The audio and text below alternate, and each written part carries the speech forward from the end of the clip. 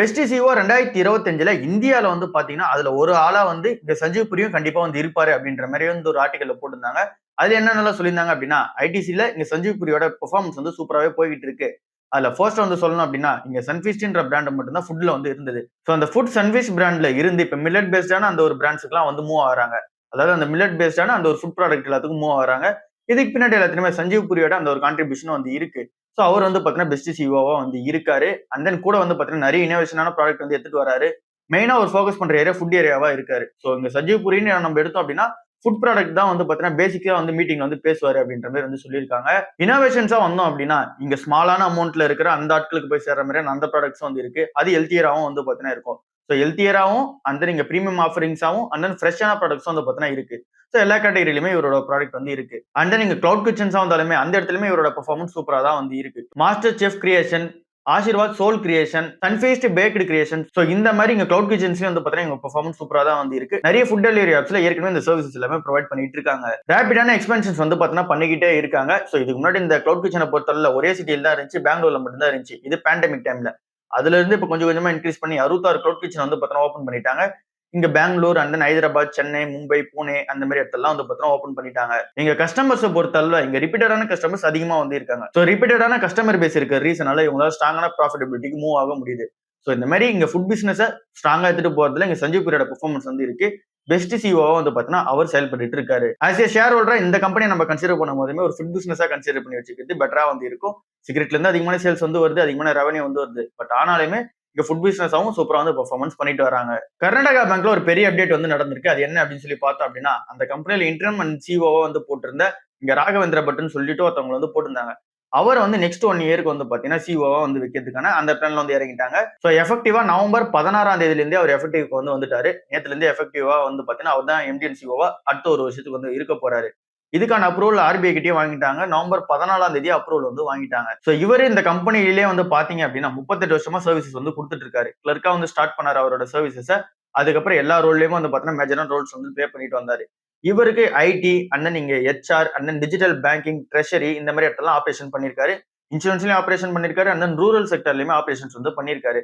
So இவருக்கு ஓவராலா Karnataka bank இந்த செக்டர்ஸ்ல எல்லாத்தையுமே எப்படி எடுத்துட்டு போகணுன்ற அந்த ஐடியா வந்து பேசிக்காவே வந்து இருக்கும். 38 வருஷமா இந்த கம்பெனிலேயே அவர் சர்வீசஸ் வந்து பண்ணிருக்காரு. சோ இந்த கம்பெனி ஆபரேஷன்ஸ் எப்படி வந்து எடுத்துட்டு போவாங்கன்ற அந்த ஐடியாவும் வந்து பாத்தீங்கன்னா இவருக்கு இருக்கும். சோ இவர் ஏன் இங்க சிஓவா வந்து ஆனாரு அப்படின்னா, இங்க முன்னாடி இருந்த சிஓவான ஸ்ரீகிருஷ்ண ஹரிஹர சர்மான்னு ஒருத்தவங்க வந்து இருந்தாங்க. அவங்க சடனா வந்து ரெசிக்னேஷன் பண்ணிட்டு போயிட்டாங்க.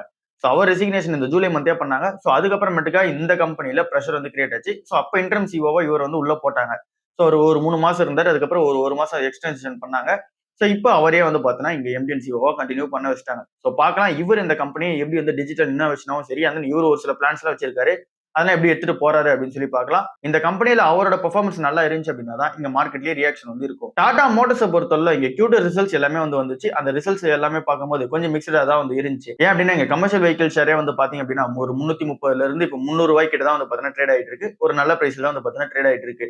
பேசஞ்சர் வெஹிக்கிளுமே அதே மாதிரி தான் வந்து நல்ல பிரைஸ்ல தான் ட்ரேட் ஆயிட்டு இருக்கு. இங்க Q2 ரிசல்ட்ஸை பொறுத்தவரை இங்க கமர்ஷியல் வெஹிக்கிளோட ரிசல்ட்ஸ் வந்து பாத்தீங்கன்னா நெகட்டிவ்ல இருக்க மாதிரி காமிச்சிருக்காங்க. ஏன் அப்படின்னா அந்த கம்பெனி ஒன் டைம் லாஸ் வந்து பண்ணிருக்காங்க. ஆக்சுவலா வந்து பாத்தீங்கன்னா அந்த கம்பெனி அட்ஜஸ்டட் பண்ணி பார்த்தோம் அப்படின்னா ஆக்சுவலா அந்த கம்பெனி ப்ராஃபிட் தான் மேக் பண்ணிருக்காங்க. சோ இங்க கமர்ஷியல் வெஹிக்கிள் பிசினஸ் வைஸ் சூப்பரா தான் வந்து போய்கிட்டு இருக்கு. அண்ட் நீங்க இந்த இட்டாலியன் கம்பெனியான அந்த இவாக்காவோட அக்விசிஷன் வந்து பண்ணிடுவாங்க அப்படின்ற எக்ஸ்பெக்டேஷன்ஸ் வந்து இருக்கு. அண்ட் நீங்க சேல்ஸ் வந்து பாத்தீங்கன்னா சூப்பரா தான் போயிட்டு இருக்கு. ரெவன்யூ சூப்பரா ஜென்ரேட் பண்ணிட்டு வராங்க. பேசஞ்சர் வெஹிக்கிள் பொறுத்தவரை 2000% வந்து பாத்தீங்க அப்படின்னா ப்ராஃபிட் வந்து ஏறி இருக்கிறதா சொல்லுவாங்க. பட் ஆனா ஆக்சுவலா அந்த கம்பெனி நெட் லாஸ் தான் வந்து பண்ணிருக்காங்க. 6000 கோடி ரூபாய் நெட் லாஸ் வந்து பண்ணிருக்காங்க. சோ இதுவுமே அந்த ஒன் டைம் கெயின் தான். சோ இது எதனால நடந்துச்சு அப்படின்னா இந்த கமர்ஷியல் வெஹிக்கிளா லிஸ்ட் ஆச்சுல. சோ அதுல இருந்து கிடைச்ச கெயினா தான் வந்து இருக்கு. சோ எப்படி பார்த்தாலுமே இங்க பேசஞ்சர் வெஹிக்கிள் செக்மெண்ட் இன்னும் வந்து பார்த்தீங்கன்னா அந்த பிரஷர்ல தான் வந்து இருக்கு. ஜேஎல்ஆரோட அந்த ஒரு சைபர் அட்டாக் வந்து இன்னும் பிரச்சனையில தான் வந்து இருக்கு. சோ இதுவே நம்ம கமர்ஷியல் வெஹிக்கிள் சைடு போனோம் அப்படின்னா சூப்பரான பெர்ஃபார்மன்ஸோட தான் போய்கிட்டு இருக்காங்க. சோ இது எல்லாமே டீடைலா நம்ம சாட்டர்டே அன்னைக்கு வீடியோல டிஸ்கஸ் பண்ணிருப்போம். அதை போய் செக் அவுட் பண்ணி பாருங்க. சோ இப்போதைக்கு ஓவராலா 2 ஷேருமே கன்சிடரபிள் சைஸ் தான் வந்து இருக்கு. டிசிஎஸ் கம்பெனி லே ஆஃப் வந்து தொடர்ந்து பண்ணிட்டே இருக்காங்கன்னு நம்ம எல்லாருக்குமே தெரியும். சோ இப்போ என்ன அதுல நடந்திருக்கு அப்படின்னா புனே லேபர் கமிஷன் வந்து என்ன சொல்லிருக்காங்க அப்படின்னா ஹியரிங்க்கு கூப்பிட்டுருங்க டிசிஎஸ் கம்பெனியை. எதுக்காக யார் வந்து பாத்தீங்கன்னா உங்க அப்போசிஷன்ல இருக்காங்க அப்படின்னா இங்க என்ஐடிஎஸ் அப்படின்னு சொல்லிட்டு ஒருத்தவங்க இருக்காங்க. சோ இந்த அமைப்பு வந்து இந்த இன்ஃபர்மேஷன் டெக்னாலஜி ஐடி சர்வீஸ்ல இருக்க எம்ப்ளாயிஸ்க்கான செனட்டா வந்து இது இருக்கு. சோ இவங்க வந்து இங்க டிசிஎஸ்க்கு அகைன்ஸ்டா வந்து பாத்தீங்கன்னா கேஸ் போட்டிருக்காங்க. சோ இது வந்து புனே லேபர் கமிஷன்ல வந்து பாத்தீங்கன்னா இங்க விசாரிக்க போறாங்க. இது நவம்பர் 18ஆம் தேதி வந்து நடக்க போகுது. சோ இதுல இந்த அமைப்பு வந்து என்ன எடுத்து வைக்கிறாங்க அப்படின்னா இங்க அதிகமா வந்து பாத்தீங்கன்னா டெர்மினேஷன்ஸ் வந்து பண்றாங்க. ஃபோர்ஸ்டா வந்து பாத்தீங்கன்னா இங்க ரெசிக்னேஷன் வந்து பண்ணிட்டு போக சொல்றாங்க. அண்ட் தென் பேமெண்ட் வந்து பாத்தீங்கன்னா டிலே இருக்கிறதா வந்து சொல்றாங்க. அந்த இந்த கம்பெனி நோட் அவுட் பண்ணதுல இந்த Q2 ரிசல்ட்ஸ் நீங்க எல்லாரும் பார்த்திருப்பீங்க. அதுல அந்த கம்பெனியோட ஹெட் கவுண்ட் வந்து எவ்வளவு குறைஞ்சிருக்குன்னு நீங்க பார்த்திருப்பீங்க. 19,000 சில்லற பேர் வந்து பாத்தீங்கன்னா ஹெட் கவுண்ட் வந்து குறைஞ்சிருக்கு.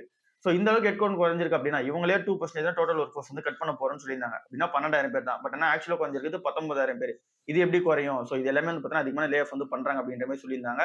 இதுக்கு டிசிஎஸ் வந்து என்ன சொன்னாங்க அப்படின்னா அபிஷியலா 1% தான் நாங்க இது வரைக்கும் குளோபல் ஒர்க் ஃபோர்ஸ்ல கட் பண்ணிருக்கோம். அதுவும் மிட் லெவல் சீனியர் லெவல்ல இருக்க எம்ப்ளாயிஸ் 6,000 பேர் தான் வந்து கட் பண்ணிருக்கோம். மீதி இருக்க ஆட்கள் எல்லாமே வந்து பாத்தீங்க அப்படின்னா இங்க ஏற்கனவே இந்த வெளியே போறதுக்காக பிளான்ல இருந்தவங்க தென் அவங்களே ரெசிக்னேஷன் பண்ணிட்டு போனவங்க இப்படிதான் வந்து இருக்காங்க அப்படின்ற மாதிரி சொல்றாங்க. இந்த மீடியா நம்பர் எல்லாமே தப்பு அப்படின்ற மாதிரி சொல்றாங்க.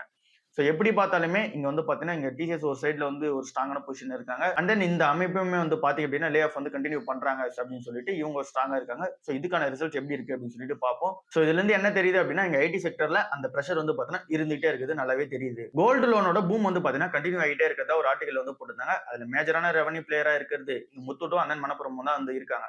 சோ அது ரெண்டுத்தோட அனாலிசிஸுமே வந்து பண்ணிடுவோம். ரெண்டுத்தையும் கம்பேர் பண்ணி பார்ப்போம். ஃபர்ஸ்டா கோல்டு லோனோட அந்த பூம் வந்து பாத்தீங்கன்னா கண்டினியூ ஆகிட்டே இருக்கு.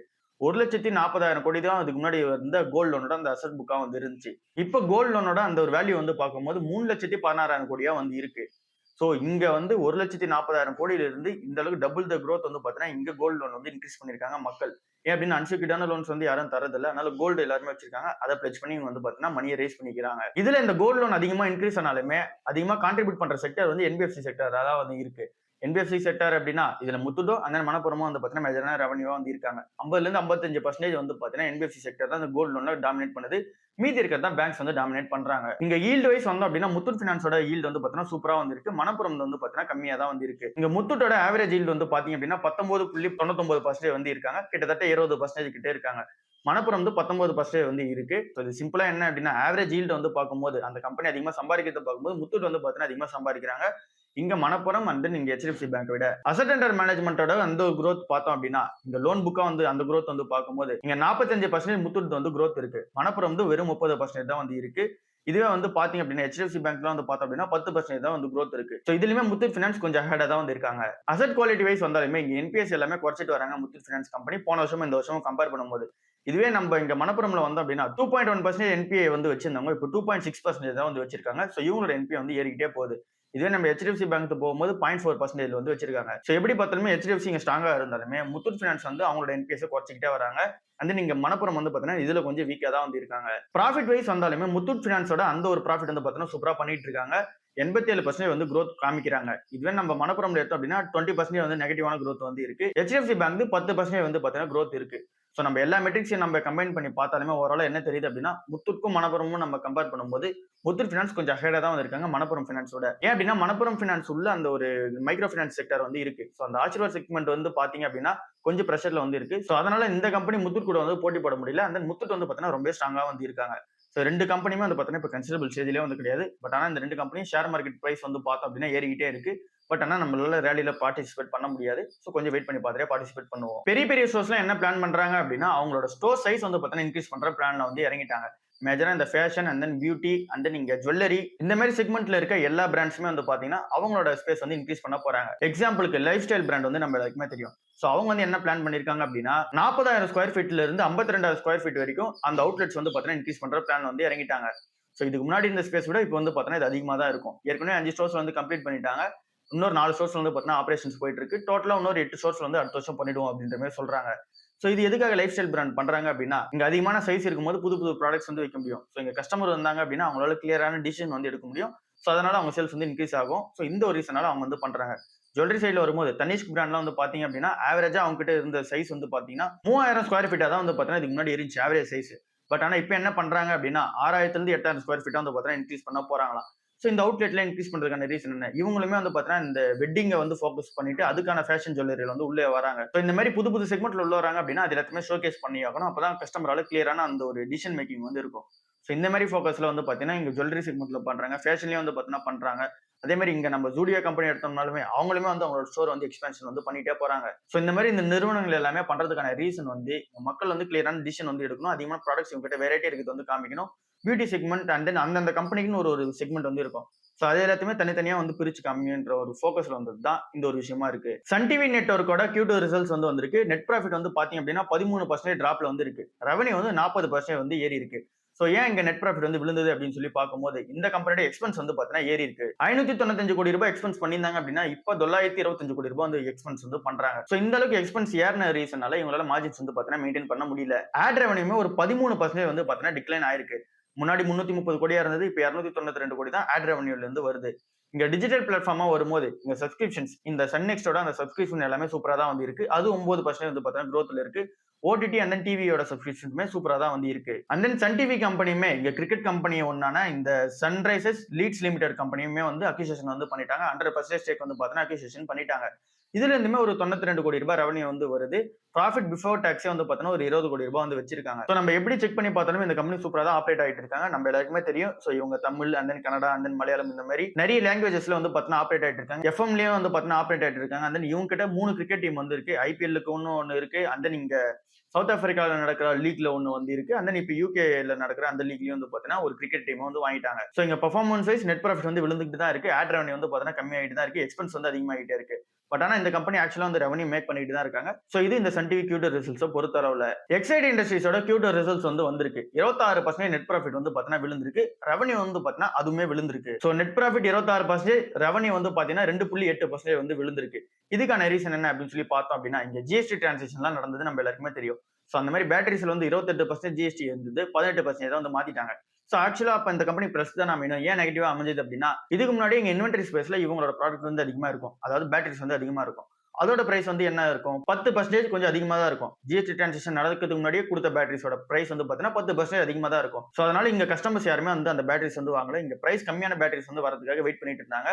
சோ இதனால இன்வென்டரி ஸ்பேஸ்ல அதிகமான இவங்களோட ப்ராடக்ட் வந்து அப்படியே நிக்க ஆரம்பிச்சிச்சு. சேல்ஸ் வந்து பாத்தீங்கன்னா அதிகமா நடக்கல. சோ இவங்களும் என்ன பண்ணிட்டாங்க அப்படின்னா ப்ரொடக்ஷன் வந்து ஸ்டாப் பண்ணாங்க. ஆகஸ்ட் டு செப்டம்பர்ல வந்து பாத்தீங்கன்னா அவங்களோட ப்ரொடக்ஷன் ஸ்டாப் பண்ணி வச்சாங்க. ஏன் அப்படின்னா எக்ஸஸான இன்வென்டரி ஸ்பேஸ் வந்து தேவையில்ல. இங்க பேட்டரிஸ் வந்து அதிகமா அது தயாரிக்க தேவைன்னு சொல்லி ஸ்டாப் பண்ணி வச்சிருந்தாங்க. சோ இப்ப நடந்த அந்த ஜிஎஸ்டி டிரான்சாக்ஷன் வந்து ஷார்ட் டேர்ம்ல இந்த கம்பெனிக்கு ஹர்ட்ஃபுல்லா தான் வந்து இருக்கு. இந்த கம்பெனியோட எம்டி அண்ட் சிஇஓமே அதை தான் வந்து சொல்றாரு. ஷார்ட் டேர்ம்ல இந்த பிரஷர் வந்து நாங்க ஃபேஸ் பண்ணிட்டு தான் இருக்கோம். சோ இங்க வந்து பாத்தீங்கன்னா டிமாண்ட் வந்து இருக்கு. பட் ஆனா மக்கள் இப்ப இந்த டைம்ல வாங்கல. இன்வென்டரி ஸ்பேஸ்ல வந்து பாத்தீங்கன்னா எங்களுக்கு அதிகமாயிட்டே தான் இருக்கு. அதான் ப்ரொடக்ஷனுமே வந்து பாத்தீங்கன்னா நாங்க கம்மி பண்ணி தான் வச்சிருக்கோம். சோ எல்லாமே நெகட்டிவா தான் வந்து இருக்கு. Q3ல எல்லாமே டர்ன் அரவுண்ட் வந்து ஆயிடும். இது எல்லாமே ஷார்ட் டேர்ம் தான் அப்படின்ற மாதிரி வந்து சொல்லியிருக்காரு. சோ அதே மாதிரி தான் இவங்களோட டிமாண்டும் வந்து இருக்கு. மேரிகோ கம்பெனியோட Q2 ரிசல்ட்ஸ் வந்து வந்திருக்கு. இதுல நெட் ப்ராஃபிட் செக் பண்ணி பார்க்கும்போது ஸ்லைட்டா வந்து டிராப்ல தான் வந்து இருக்காங்க. ரெவன்யூ வந்து 31% வந்து ஏறி இருக்காங்க. இங்க நெட் ப்ராஃபிட் வந்து அப்படின்னா 0.7% டிராப்ல தான் வந்து இருக்காங்க. ரெவன்யூ வந்து சூப்பரா வந்து ஏறி இருக்காங்க. சோ ஏன் நெட் ப்ராஃபிட் வந்து விழுது அப்படின்னு சொல்லி பார்க்கும்போது மார்ஜின்ஸ் பிரஷர் வந்து கிரியேட் ஆகுது. இவங்களோட கோகோனட் ஆயில் வந்து நம்ம எல்லாருக்குமே தெரியும். சோ அதுல வந்து பாத்தீங்கன்னா பிரைஸ் ஹைக் பண்ணியிருந்தாங்க. சோ அதனால ரெவன்யூ வந்து பாத்தீங்கன்னா சூப்பரா அப் ஆயிருந்துச்சு. பட் ஆனாலுமே இங்க கோகோனட் பிரைஸ் வந்து அப் பண்ணாலுமே, அதாவது இங்க பிரைஸ் வச்சு இவங்க வச்சு விற்கிறது அப் பண்ணாலுமே இவங்களோட ரா மெட்டீரியல் காஸ்ட்டுமே வந்து பாத்தீங்கன்னா அப் ஆகுது. இது கூட இன்னொரு விஷயமும் இருக்கு. அட்வர்டைசிங் அண்ட் ப்ரொமோஷன்ஸ் பண்றாங்களா அந்த ஸ்பெண்டிங் வந்து பாத்தீங்கன்னா இன்க்ரீஸ் ஆயிட்டே போகுது. 19% வந்து பாத்தீங்கன்னா இன்க்ரீஸ் ஆயிருக்கிறதா சொல்றாங்க. சோ இந்த ஒரு ரீசனால இவங்களால மார்ஜின்ஸ் வந்து பெருசா மெயின்டைன் பண்ண முடியல. எபிட்டாமே வந்து பாத்தீங்கன்னா டிராப்ல தான் இருக்கு. எபிட்டா மார்ஜினுமே வந்து பாத்தீங்கன்னா 0.5 டிராப்ல தான் இருக்கு. டொமஸ்டிக் பிசினஸா வந்தோம் அப்படின்னா 70ல இருந்து 75% ஆஃப் த ரெவன்யூ இந்தியால இருந்து தான் வருது. அந்த பிசினஸ் growth சூப்பராவே வந்து இருக்கு.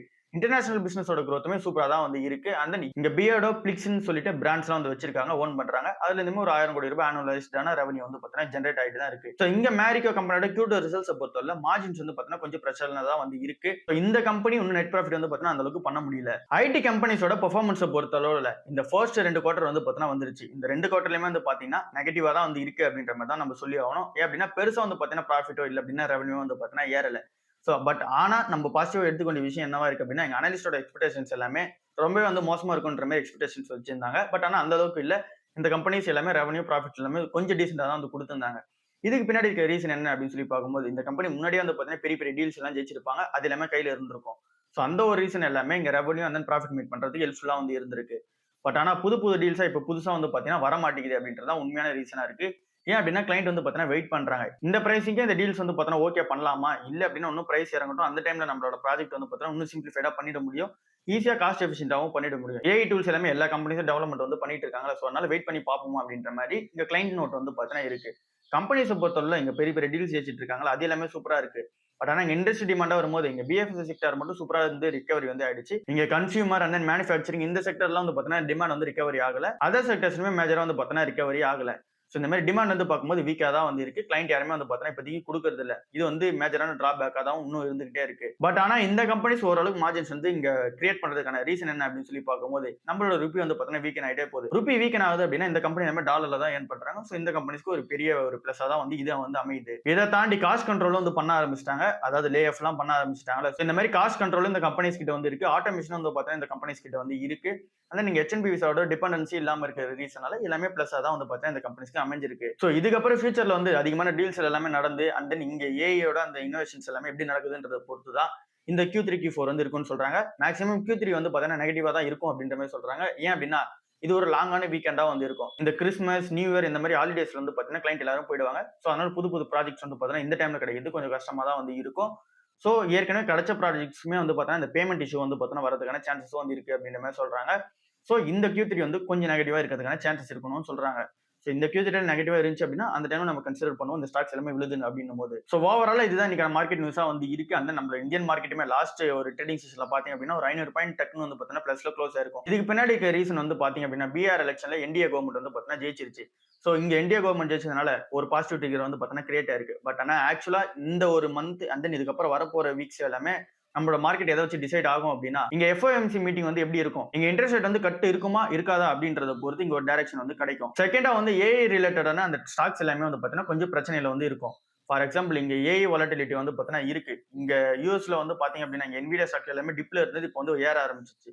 ஸோ அதே மாதிரி இங்க இந்தியாவோட ஐடி கம்பெனி ஸ்டாக்ஸுமே அப்படிதான் இருக்கும். செமிகண்டக்டர் ஸ்டாக்ஸுமே அப்படிதான் இருக்கும் அப்படின்னு மாதிரி சொல்றாங்க. அப்புறம் இந்தியாவுக்கும் யூஎஸ்க்கும் நடுவில் நடக்கிற அந்த ட்ரேட் டீல் வந்து பார்த்தீங்கன்னா சும்மா முடியுமா அப்படின்ற கேள்விக்கான ஆன்சர் வந்து கிடைக்கணும். FIIs பொறுத்தவரை செல்லிங் பிரஷர் வந்து பார்த்தீங்கன்னா இன்னும் கண்டினியூ ஆகிட்டே தான் இருக்கு.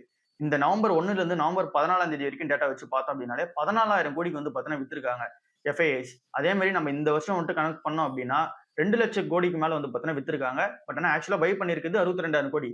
ஸோ எப்படி நம்ம கால்குலேட் பண்ணாலுமே கிட்டத்தட்ட ஒரு 1,40,000 கோடி வந்து பார்த்தீங்கன்னா வித்துட்டு வெளியே தான் எடுத்துட்டு போயிருக்காங்க. சைனா, சவுத் கொரியா அந்த மாதிரி மார்க்கெட்ல எடுத்து போய் இன்வெஸ்ட்மெண்ட் வந்து பண்றாங்க. நம்ம இந்தியன் மார்க்கெட் அந்த மார்க்கெட் எல்லாமே கொஞ்சம் வந்து பாத்தீங்கன்னா இங்க வேல்யூஷன்ஸ் கரெக்டா இருக்கிற ரீசனால அங்க எடுத்து போய் இன்வெஸ்ட்மெண்ட் வந்து பண்றாங்க. ஸோ எப்படி பார்த்தாலுமே இந்தியன் மார்க்கெட் வந்து பார்த்தோம்னா இன்னும் ப்ரெஷர் தான் வந்து இருக்கு.